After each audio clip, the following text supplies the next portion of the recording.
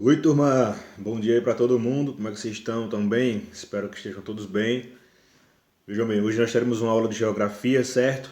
E daremos início hoje ao capítulo 3, no qual vamos abordar falar um pouco sobre a população brasileira, desde os seus primórdios, seu início, até os dias atuais, e todos os processos que englobam esse conteúdo sobre população, tá bom? Então, se formos levar em consideração o início de tudo, como tudo se originou, nós podemos levar em consideração que a primeira população, o primeiro povoado do nosso país era basicamente formado por indígenas, né? Até que chegassem os portugueses, os nossos colonizadores, e aí eles tomassem posse das nossas terras, trazendo consigo escravos para trabalhar aqui para eles, escravizando o nosso povo, tá? Nativos, indígenas também, e todas essas junções de raças originaram uma mistificidade, tá? Uma mistura de povos, de etnias diferentes que formaram, enfim, a população brasileira, certo? Na verdade, esse processo de escravização por parte dos nossos colonizadores, os portugueses, se deu porque a mão de obra era muito grande, tá? Principalmente na época da produção açucareira. Eles viram que os indígenas não estavam dando conta do trabalho e eles não queriam colocar a mão, não queriam suar, né? E aí eles viram como opção o tráfico negreiro. Basicamente, duas etnias diferentes da África foram trazidas aqui para o nosso país. Você vai encontrar esse relato no livro na página 28. Abram aí na página 28, onde se está destacado aí a chegada dos negros. Está lá no finalzinho do parágrafo, no penúltimo parágrafo, eles vão relatar as duas etnias, os sudaneses e os bantas. Os bantas vindo em maior quantidade para o nosso país, certo? Cada etnia de uma parte da África, cada povo, cada população negreira que era trazida para o Brasil para ser escravizada, trazia consigo suas culturas, suas culinárias, suas músicas, suas histórias, tá? Tudo isso contribuiu, tá, para a miscigenação de músicas envolvendo tambores, tá? As religiões também no Brasil foram muito influenciadas nessa época pelos povos oriundos da África, o candomblé. A questão hoje da Bahia ser um estado referência no axé, que é aquela música que envolve muito tambor, da população, da própria população da Bahia, tem uma ligação muito forte com o estilo religioso africano, o candomblé, diz respeito à história do nosso país desde aquela época da escravização. Acontece que a Bahia foi um estado que tem uma produção açucareira muito grande, muito forte. E aqui nessa região nordeste, na Bahia, Pernambuco, enfim, Sergipe, se concentraram muitos negros escravos, tá? E aí foi que eles foram passando seus costumes culinários, o acarajé, comida apimentada, tá? A Bahia é um estado que tem muita influência por parte da população africana devido a essa época da produção açucareira e devido ao processo de escravização na qual uma grande concentração de negros eram trazidos para o território baiano. Então, a população brasileira ela é uma população que sofreu a miscigenação, a mistura por parte de três etnias diferentes: os europeus, com os portugueses, os nossos colonizadores, os africanos que vieram aqui para trabalhar na produção açucareira, enfim, como escravos, e os indígenas que eram os povos naturais do nosso continente. Então aí formou a população parda, a mulata, a cabocla, né? E, enfim, além dessa mistura de raças, também houve uma mistura de cultura, tá? Nós sofremos interferência, né? E fomos influenciados até hoje pela religião africana e portuguesa, os africanos trazendo o candomblé, a cultura de uma comida mais apimentada, do ritmo dos tambores em suas canções, a própria capoeira também, tá? Que é bem praticada aqui em nosso país. Os portugueses, por outro lado, trouxeram aí a questão do cristianismo, que hoje nós aderimos praticamente em quase toda a totalidade do nosso país.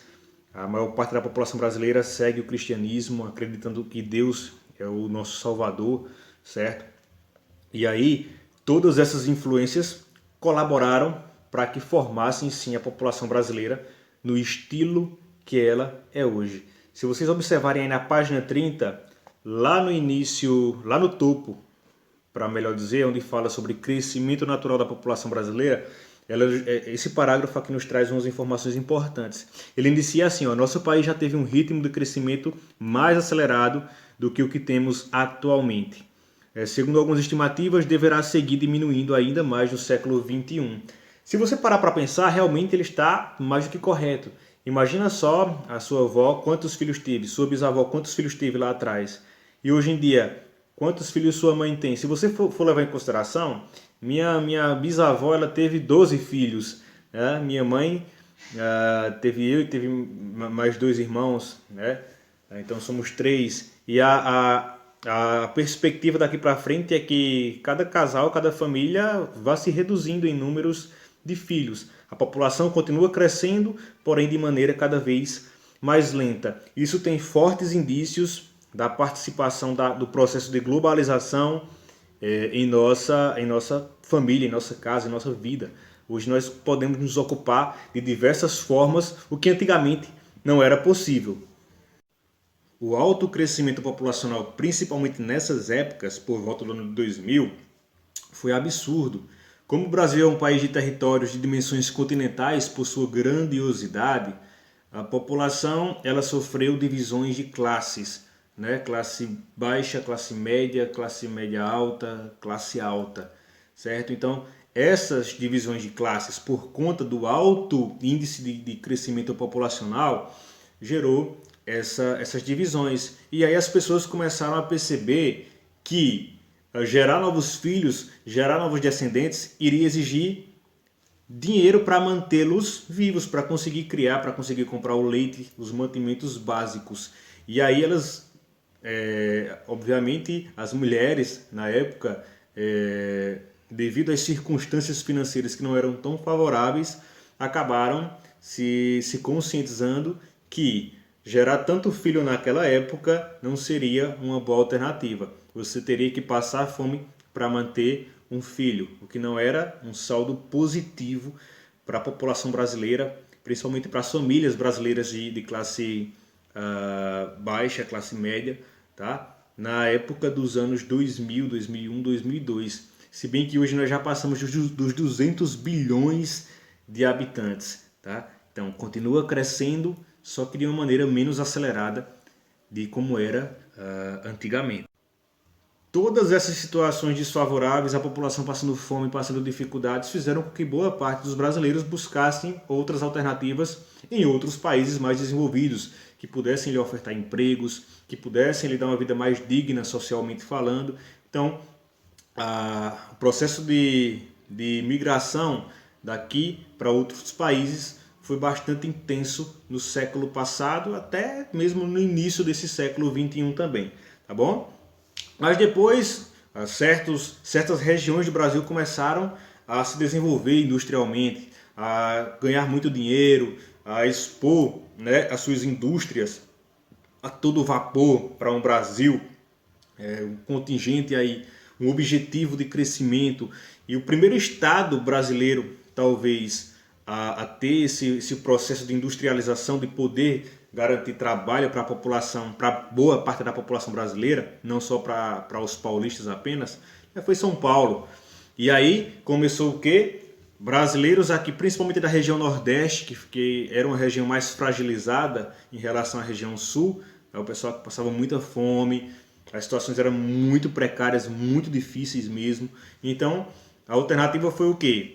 Poxa, já que São Paulo, aqui no Brasil, está com condições de me ofertar uma vaga de emprego, de me dar uma sustentabilidade de vida mais digna e melhor, eu não vou mais buscar um recurso para fugir do país. Eu vou migrar para São Paulo, não vou precisar mais sair do meu país, vou continuar sendo brasileiro, vivendo no meu país, só que aí tem a questão de eu vou ter que sair das minhas origens e partir para um lugar novo, vai ser tudo novo. Então a experiência nova. E aí há cerca de 70 anos atrás, 60 por aí, a migração brasileira do Nordeste, da população nordestina para o Sudeste, foi muito grande, certo? Hoje em dia ainda acontece, só que em menos escala. A gente não vê quase o pessoal saindo daqui para tentar ganhar a vida lá em São Paulo, porque as condições aqui melhoraram muito também. Naquela época, as condições eram bem precárias, certo? Os governos que por aí passaram deram uma alavancada aí na região Nordeste e aí deram sustentabilidade à população nordestina, que basicamente e praticamente passavam muita fome em quase sua totalidade. Com uma condição mais confortável aqui no Nordeste, a população que tinha migrado para São Paulo para tentar ganhar a vida lá começou a retornar para as suas terras de origem, tendo em vista que lá eles já tinham ganhado a vida, já tinham feito um pezinho de vida, ganhado algum dinheirinho, e aí eles começaram a observar que o Nordeste começou a ofertar aí vagas de emprego, a fome já estava cessando. Antigamente era muito complicado viver aqui na nossa região. Hoje em dia, devido a alguns governos bons que tivemos por aí, eles conseguiram realmente dar uma alavancada, uma levantada na economia e na estrutura do povo nordestino. E aí muitos que foram para São Paulo e para outros estados tentar a vida lá, estão retornando. O índice de pessoas que saem daqui para tentar ganhar uma vida em São Paulo hoje em dia é quase que desconsiderável, a gente quase não observa. Antigamente isso era bem comum, esse processo de saída do Nordeste para tentar ganhar a vida lá fora. E aí eles começam cada vez retornar para a região Nordeste, trazendo consigo que eles aprenderam lá naquela região durante o tempo que passaram por lá.